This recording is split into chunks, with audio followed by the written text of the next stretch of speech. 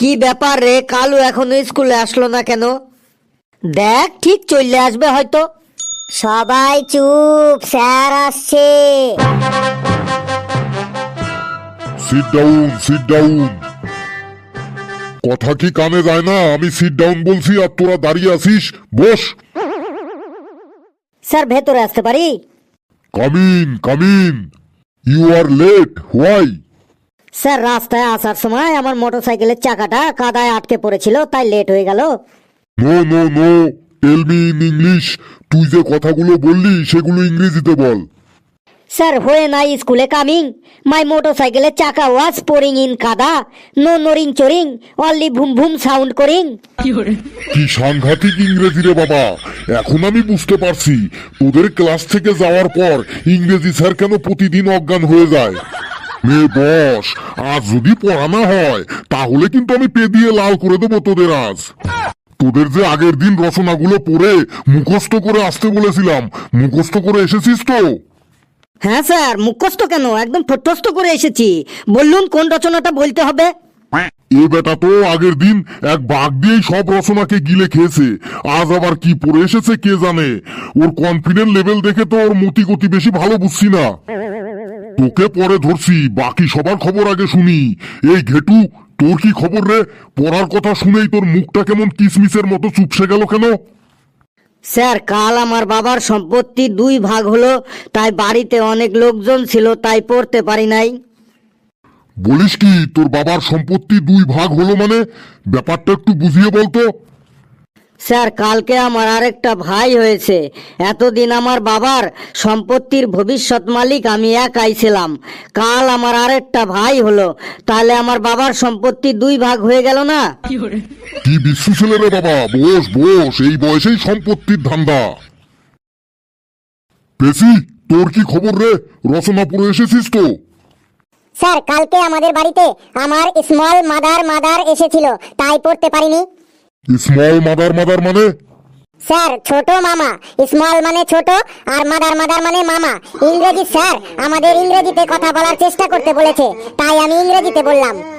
তোর যা ইংরেজি, এই ইংরেজি শুনলে তো মানুষ আহত হয়ে যাবে। তুই বস বস।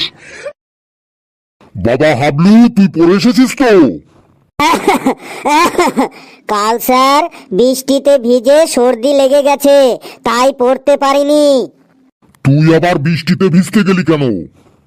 স্যার পরশুদিন আমার দাদু অফিস থেকে বাড়ি ফেরার সময় বাসের মধ্যে একটা কাপ সিরাপের বোতল কুড়িয়ে পেয়েছে। দাদু বলল এত দামি কাপ সিরাপটা ফেলে দেব, তাই দাদু আমাকে জোর করে বৃষ্টিতে ভেজালো যাতে আমার সর্দি লাগে আর ওই কাপ সিরাপটা আমার কাজে লাগানো যায়। কি সাংঘাতিক রে বাবা! তোর দাদু তো দেখছি সামনের বছর কিপটেমির জন্য পুরস্কার পাবে। দেখলেন তো স্যার, আমার ছাড়া আর কারো পড়া হয়নি, তাই ওদের পড়া ধরে সময় নষ্ট না করে আমাকে ধরুন। বেশি লাফালাফি করিস না রে ফেলু। স্যারের মুডটা এমনিতেই আজকে খুব খারাপ আছে, চুপচাপ থাক একটু, না হলে তোর জন্য সবাই আমরা প্যারানি খাবো আজ। তোরা পড়া করে আসিসনি, তাই প্যাদানি খাওয়ার ভয়ে স্যারের কাছে আত্মসমর্পণ করে দিয়েছিস। আমি আত্মসমর্পণ করার পাত্র নই, আমি আজ পড়া করিয়ে এসেছি, তাই নিজেকে স্যারের কাছে আত্মসমর্পণ করার কোনো প্রশ্নই আসে না। আগের দিন তো বাঘ দিয়েই চালিয়ে দিয়েছিস, আজকে আবার কি দিয়ে চালাবি রে? দেখ স্যার, পড়া ধরলেই বুঝতে পারবি। স্যার ধরুন, রচনা কোনটা বলবো বলুন। নে, আফ্রিকা মহাদেশের ওপর একটা রচনা বলতো, কেমন বলিস শুনি। এত সহজ স্যার, একটু কঠিন ধরুন। বেশি পাকামি করিস না ফেলু, যেটা বলতে বলেছি সেটাই বল। আফ্রিকা মহাদেশ নিয়েই রচনা বল। স্যার, আফ্রিকা মহাদেশ হইল পৃথিবীর মধ্যে 2য় বৃহত্তম মহাদেশ। পৃথিবীর বৃহত্তম মরুভূমি সাহারা এই মহাদেশেই অবস্থিত। আফ্রিকা মহাদেশের অনেক জায়গা জুড়েই রয়েছে গভীর জঙ্গল। এই জঙ্গলে নানা প্রজাতির পশু পাখি আছে, তার মধ্যে হাতিও আছে। হাতি হলো পৃথিবীর স্থলভাগের সব থেকে বড় শক্তিশালী প্রাণী। হাতির বড় চেহারা, ডিশ অ্যান্টেনার মতো বড় বড় দুটো কান, দেহের তুলনায় লেজটা এইটুকু পুচকে পড়া, চোখ দুটো মিনমিনে ছোট, হাতির সামনে ক্রেনের মতো সুরও আছে, আর হাতির মনে এত আনন্দ এত ফুর্তি যে সব সময় দাঁত বার করেই থাকে। স্যার কেমন লাগলো আফ্রিকা মহাদেশের রচনাটা? বুঝেছি, এ বেটা আজ হাতির রচনা পড়ে এসেছে। আজ সবটাই ও হাতি দিয়েই চালাবে। আমিও আজ ওকে ছাড়বো না, ওকে আজ আমি জব্দ করেই ছাড়বো। কিছু বললেন স্যার? না না, তোকে কিছু বলিনি। তুই এবার শরৎকালের ওপর একটা রচনা বলতো। পারবি তো ফেলু শরৎকালের রচনা? তুই দেখ না, এটাও খুব সহজ, আমার কাছে একদম জল ভাত। স্যার, আমাদের দেশ মৌসুমী জলবায়ুর দেশ। এই মৌসুমী জলবায়ুর প্রধান বৈশিষ্ট্য হলো ঋতুচক্র। আমাদের দেশে বছরে 6টি ঋতু দেখা যায়।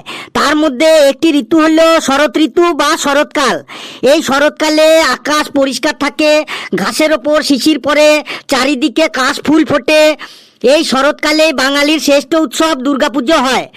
দুর্গা ঠাকুরের 2 মেয়ে লক্ষ্মী ও সরস্বতী, আর 2 ছেলে কার্তিক ও গণেশ। এই গণেশ ঠাকুরের মাথাটা মানুষের নয়, হাতির। আর এই হাতি হলো পৃথিবীর স্থলভাগের সব থেকে বড় ও শক্তিশালী প্রাণী। হাতির বড় চেহারা, ডিশ অ্যান্টেনার মতো বড় বড় দুটো কান, দেহের তুলনায় লেজটা এইটুকু পুচকে পড়া, চোখ দুটো মিনমিনে ছোট, সামনে ক্রেনের মতো সুর আছে, আর হাতির মনে এত আনন্দ এত ফুর্তি যে সব সময় ফুর্তিতে দাঁত বের করে থাকে। হ্যাঁ, যা অনুমান করেছিলাম ঠিক তাই।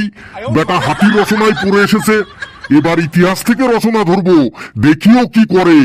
নে বাবা ফেলু, এবার তাজমহলের উপর একটা রচনা বলতো। তোকে এবার বিপদে ফেলে দিল রে ফেলু। তাজমহলে তুই হাতি আনবি কি করে? তুই দেখ না, ঠিক পারবো।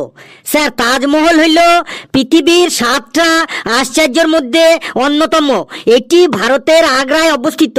সম্রাট শাহজাহান তার প্রিয়তমা স্ত্রী মমতাজের স্মৃতির উদ্দেশ্যে মার্বেল পাথর দিয়ে এই তাজমহল তৈরি করেছিলেন। তাজমহল যখন তৈরি করা হয় তখন উন্নত মানের যানবাহন ছিল না। তখন ভারী ভারী পাথর বহন করার জন্য 1000-এরও বেশি হাতি ব্যবহার করা হয়েছিল। আর এই হাতি হলো পৃথিবীর স্থলভাগের সব থেকে বড় ও শক্তিশালী প্রাণী। হাতির বড় চেহারা, ডিশ অ্যান্টেনার মতো বড় বড় দুটো কান, দেহের তুলনায় লেজটা এইটুকু পুচকে পড়া, চোখ দুটো ছোট মিনমিনে, হাতির সামনে ক্রেনের মতো সুরও আছে, আর হাতির মনে এত আনন্দ এত ফুর্তি যে সব সময় দাঁত বার করেই থাকে। স্যার, কেমন লাগলো তাজমহলের ওপর রচনাটা? দাঁড়া, একটু নিঃশ্বাস নিয়ে নি, আমার হার্টবিট বেড়ে গেছে। কিছুতেই বেটাকে জব্দ করতে পারছি না। নে, এইবারই লাস্ট। আশ্চর্য জগদীশচন্দ্র বসু নিয়ে একটা রচনা বলতো। দেখি বেটা তুই এবার হাতি কি করে আনিস। এবার তুই মনে হয় ফেসে গেলি রে ফেলু। আশ্চর্য জগদীশচন্দ্র বসু রচনার মধ্যে তুই হাতি আনবি কি করে রে? Impossible has not in my dictionary. এই ফেলুর কাছে কিছুই অসম্ভব নয়। দেখ, ঠিক পারবো।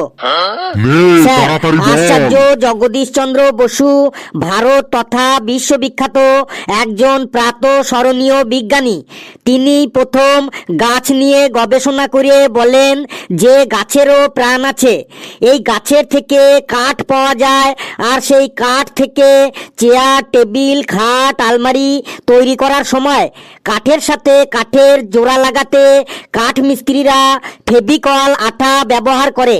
এই ফেভিকল আঠার ডাব্বার গায়ে দুটো হাতির ছবি থাকে। আর এই হাতি হলো পৃথিবীর স্থলভাগের সব থেকে বড় ও শক্তিশালী প্রাণী। হাতির বড় চেহারা, ডিশ অ্যান্টেনার মতো বড় বড় দুটো কান, দেহের তুলনায় লেজটা এইটুকু পুচকে পড়া, চোখ দুটো ছোট মিনমিনে, হাতির সামনে ক্রেনের মতো সুর আছে, আর হাতির মনে এত আনন্দ এত ফুর্তি যে সবসময় দাঁত বার করেই থাকে। ওরে থাম থাম বাবা থাম। হ্যাঁ, ওরে আমাকে তোরা কেউ একজন ধরে স্টাফ রুম পর্যন্ত নিয়ে আয়। বন্ধুরা, রচনার ক্লাসটা কেমন লাগলো কমেন্টসে অবশ্যই জানাবেন। আর ভিডিওটিকে লাইক করবেন, যত খুশি পারেন শেয়ার করবেন, আর চ্যানেলটিকে সাবস্ক্রাইব করে আমাদের সাথে থাকবেন। আরও অনেক আনন্দের ভিডিও নিয়ে আসবো। সকলে আনন্দ থাকবেন, সুস্থ থাকবেন। যে যত আনন্দে থাকবেন, যে যত হাসবেন, সে তত বেশি সুস্থ থাকবেন। সকলে খুব খুব ভালো থাকবেন, সুস্থ থাকবেন।